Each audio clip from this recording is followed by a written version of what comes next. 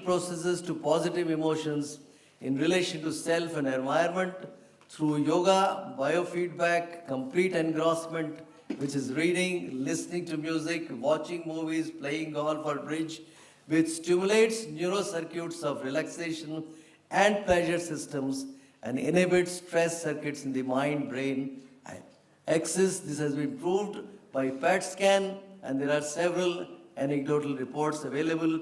A positive foot, the brain, to conclude, an environment communicate interactively in bidirectional manner. This emerging knowledge offers possibilities that should eventually give us an unprecedented ability to engineer changes in brain, what we call as brain revolution for happiness, longevity, and spirituality. Neurologists, of course, in an excellent position to scientifically initiate this process of brain revolution. Thank you very much. Now I invite Sudhir R. Jain. He is scientific officer in Bhabha Atomic Research Center, Mumbai, a professor at Homi Bhabha National Institute, Department of Atomic Energy, and adjunct professor at UMDA Center for Excellence in Basic Sciences, Mumbai. Fine. So I am going to speak on the nature of determinism and time. And this is an old topic, very old topic since the genesis of science. Now what I want to start with is the idea of determinism, and then I'll go over to time. And I must actually accelerate because of managing the time. When we talk about determinism, so we look for determinism first and then we go to time. Now, when we talk about determinism, we have the following things. The laws of physics aim to explain observed phenomena, and our main outcome of all the analysis we perform is actually predictability. If we can predict to greater and greater extent, then we are successful. In physical theories, we need to predict exactly and also try to reproduce our results. And for this description, broadly speaking, there are two levels of description. There is a macro level of description, which is governed by what is called classical physics, which is the idea coming from Newton and Galileo to Maxwell, and before quantum mechanics came in, which is about the micro level of description. When you talk about micro level of description, we are talking about atoms, nuclei, and small, very, very small scale objects. And then we have a quantum mechanical description. Now, what is the end of all this is that there must be a deterministic outcome. And I want to actually talk for a moment, for a few minutes, on the nature of determinism. What is the nature of determinism in classical physics, of classical description? Now, it is well known that a flutter of a butterfly can alter the weather prediction of a distant place. And that is a quote from a very celebrated paper by Edward Lorenz, who is the father figure of the subject of classical chaos.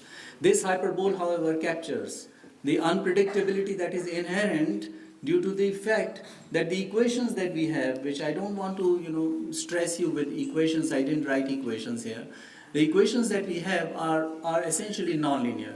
When we say nonlinear, I still want to venture into to telling you what is nonlinear. Nonlinear is something when response is not proportional to cause. When the response is proportional to cause, then we are talking about a linear theory. Now, all the descriptions that we have of nature is completely nonlinear. So the experiments, as simple as coin toss, as you well know, if I toss a coin, you can never tell me whether it's going to be head or tail.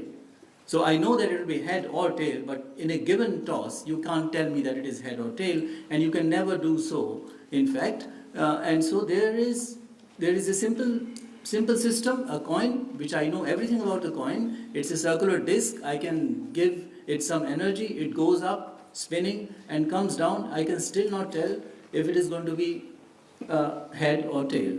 And therefore, we invoke probabilistic approach. Therefore, the classical determinism, which was there until the beginning of 20th century, took a grand turn due to the advent of the theory of chaos and nonlinear dynamics, and this brought it very close to the philosophical tenet of Syatvad of Jainism. And so the nature of this determinism in classical physics is very closely equivalent to Syatvad in Jain philosophy.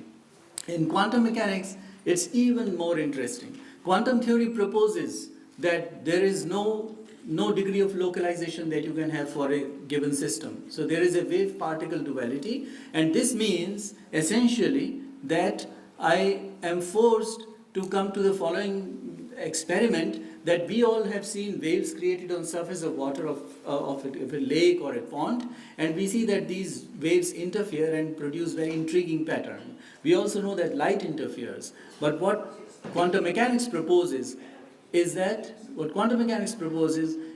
electrons interfere. Now you can say that electrons are very small, so okay, electrons may have some wave-like behavior. What about larger objects? Now, 15 years ago, Anton Zeilinger in Innsbruck showed that if I have 60 atoms of carbon, which is called fullerene, a large molecule which has the shape of a football, not the size of a football, the shape of a football also interferes. If such a macroscopic object can be made to interfere and shown that its position can't be specified exactly and must have wave-like behavior, then we have to think about larger objects. We as humans are not excluded from this, although the behavior is very hard to observe, but in principle, we are not excluded from this. And quantum theory, therefore, encapsulates in itself the idea of anekantvad, because for a process to take place, even if I drop this pointer, I'm not going to do it, but if I drop this pointer, there is a path that you will see that it takes, and it takes a certain time to do that, and it follows a certain path. But according to the quantum theory, actually it can take any possible path which you may feel is completely unphysical and absurd, but the fact of the matter is, I must include all the contributions of all possible so absurd looking paths in going from this point to the bottom of this floor to actually predict which path it takes and what is the possibility of this process to take place. Therefore, even quantum mechanics, quantum mechanics tells us that there is a probabilistic sense of understanding. So when we say we have a deterministic theory in physics and in science, we still have to invoke probability. And in this sense, truth, therefore, is probabilistic. Truth is at the end of a probabilistic process, which is exactly the philosophical tenet of anekantvad in Jain philosophy. Therefore, the most important ideas in classical and quantum theory, that of determinism, are actually deeply connected with Syadvad and anekantvad. Now I come to the point of time. Time is a very deep concept. To tell you what I want to do, I want you to play a game. And this game is set up on this ring. You see, the ring has a certain sides which are 1, 2, 3, 4, etc. up to n. If you don't like n, you can take it as 10 or 11. And then there are balls in between these slides, these sides. So there are red balls and green balls. Now, what is going to happen is that there is an evolution. There is a game we are trying to play. At each time step, we are going to move all the balls one step to the right, one step clockwise. So this one goes here, that one goes there, and so on. Okay, this is how it is. The arrangement of balls, the colors of balls taken initially is random. Now, each time step, this comes here. And so that's a very simple dynamics which is going to occur. Except that now I introduce that a slight twist. The twist is that some of these sides are marked by this blue star. So what happens in this game is that if you cross this blue star, the color of the ball changes from green to red, or red to green. So red will go to green. And now we start the game, and the game is that we will keep, at each time steps, move these balls around this ring, and we are going to ask you at a given time how many red balls and how many green balls. And so it sounds, like a very, it's not appropriate to talk about games in such a serious kind of conference. But the point is that this n can become as large as 10 to the power 100, and the conclusion of the game will not change. And therefore, it will be very intimately connected with the idea of time, as I will come to. I want to convey my idea through this game because I have a limited time. I have something important to say. Now, if RT is now what will happen at the next time step? let me say, put some figures here. So R as a function of time is given by number of red balls, G of t is number of green balls, and there are small r of t is the number of red balls just in front of the marker. So these are going to turn green, the next step.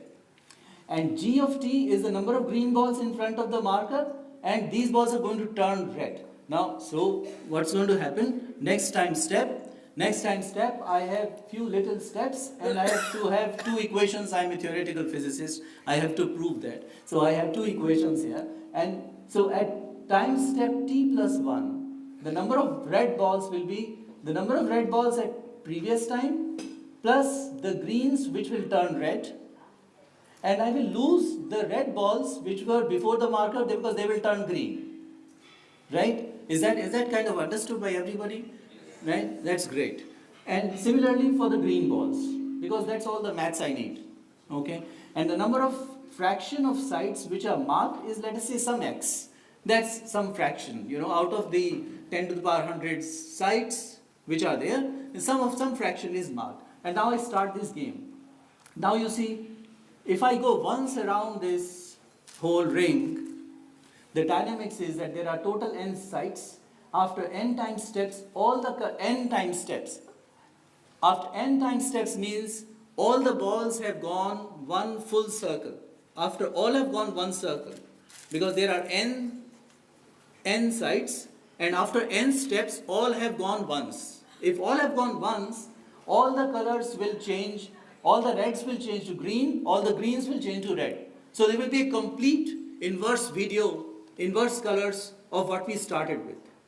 And if I go again, one more n time, I would get the whole configuration back. So I'll get the entire very complicated configuration of 10 to the power 100 balls back exactly at the same state where I started. What I'm talking about is that there are two fundamental issues of time. In Jain philosophy, there is the nature of time is cyclic. And in science and also in other philosophies, the nature of time is linear. In science, we believe that according to the second law of thermodynamics, all the systems evolve in such a manner that there is a thing called entropy, which is a measure of disorder. And I'm not going to say anything more. You just can believe that it's a measure of disorder. And it's basically a quantity which tells us that if I leave a system alone and let it go to equilibrium, then this quantity will go on increasing continuously with time. And when I'm talking about time and how it is going to change, I need a quantity. I can't say that time changes with time.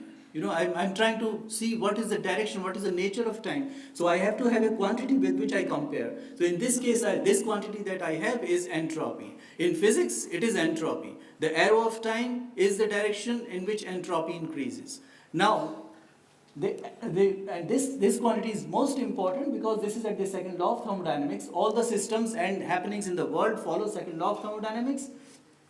And this tells us that if I start a system, it is going to evolve and entropy is going to change. So the direction of time is identified with the direction of entropy. Now I show you, I'm nearly at the end of my presentation. If for the game that I showed, which was a ring of balls, which is also a large complicated system, because at any given time, the configuration of red and green balls is extremely complicated. And if I take this example, we understood that in 2 times 2 n steps, in n steps, all colors become opposite. In n more steps, they will be restored because opposite of opposite is the same. Okay, so they will restore. If you start with a configuration, you come back to the same configuration. It means that the entropy, and this is a scientific work published in a very respected journal 3 years ago, that if I take this entropy, now here is entropy as a function of time, entropy increases and actually goes on becoming constant, so the system is in equilibrium, and then after some time it starts to come back and is completely restored. And therefore, for this system, it is scientifically shown that entropy is a cyclic function of time. And therefore, if I understand the motion of time as the direction of entropy, then we have an exact example. This is exact is a very important word. This is exact with no approximation, and there is no one who can challenge. This is an exact example where I show that entropy is a periodic function of the recurrence time, and the recurrence is guaranteed because our universe is finite in extent. This I mentioned yesterday also. So I come to conclude that universe is finite in extent, and therefore, thanks to a mathematician called Henri Poincaré, recurrence is guaranteed. But this guarantee only is such that the entropy increases with time, and arrow of time is only one way. But if we have now produced an example which shows that recurrence can be exact, then we have in fact shown that entropy is a periodic function of recurrence time, which is exactly the point of view that we have in Jainism with the cyclic character of time. Nevertheless, at each local epoch in time, the entropy increases, but locally there can be processes where entropy has cyclic nature in time. And I conclude with the conclusion, therefore, that we have time as a cyclic character. We have shown that this is not in contradiction with science, because we did a calculation in science. Okay, and so to conclude the first part, the classical and quantum determinism is very much within the philosophical tenets of Snayatvad and Anekantvad. I have finished my talk, and thank you very much. Now I request Dr. Krishnaswamy Natesan. He is former professor of English, Central Institute of English and Foreign Languages, Hyderabad, and currently emeritus professor, Jain Vishwabharati Institute, Ladnu. He is a doyen of English teaching in India. Presently, he is working as an educational consultant in Bangalore. Dr. Natesan. Good afternoon, everybody. I am a total outsider here, because quite a few delegates asked me, what are you doing here? So I would like to first of all thank Dr. Mishra, the chairman of the conference, and the Vice Chancellor of Jain Vishwabharati University, with which I am associated, and also Samani Chaitanya Prajnaji, because I am also associated with the Mahavir Institute, Mahavir Center. Maybe as an outsider, total outsider, because I am not a scientist, I am not a Jainologist, not even a Jain, I would like to present a different point of view, maybe more objective. See, the word science itself is a borrowed word. We have borrowed it from via Greek and Latin root. Once you borrow a word from some other language, we borrow all the concepts and the methodologies along with the bag and baggage, everything we borrow. We don't have a word for science.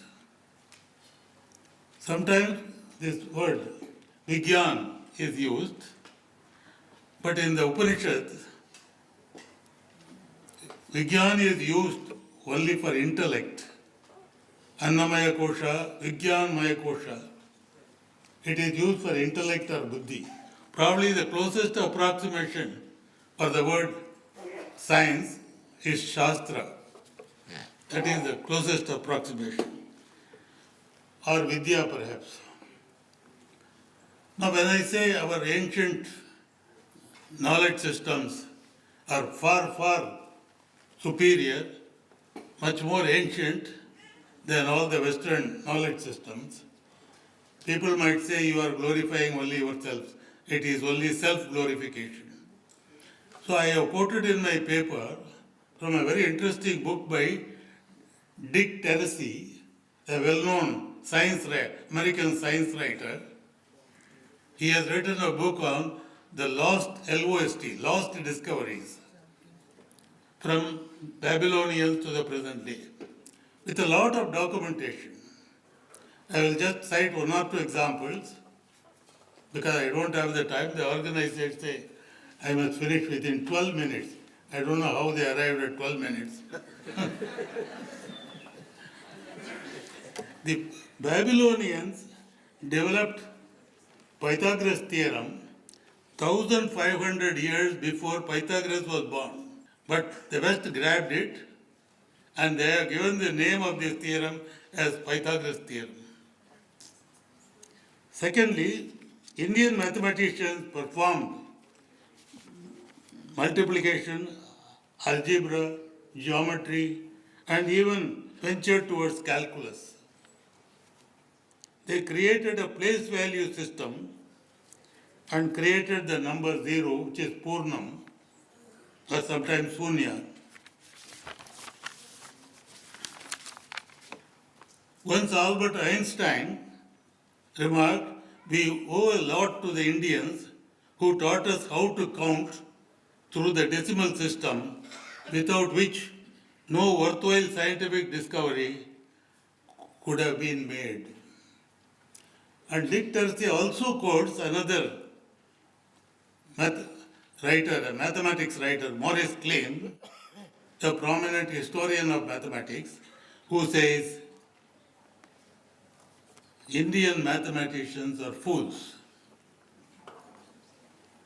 And he also says in that book, the achievements of Egyptians and Babylonians are just like the scrawling of children learning how to write. This is how they debunk other knowledge systems. Macaulay, in his infamous Minute of 1835, he says all the knowledge that you have in Sanskrit and Arabic will not equal even one shelf of European literature. And he further says,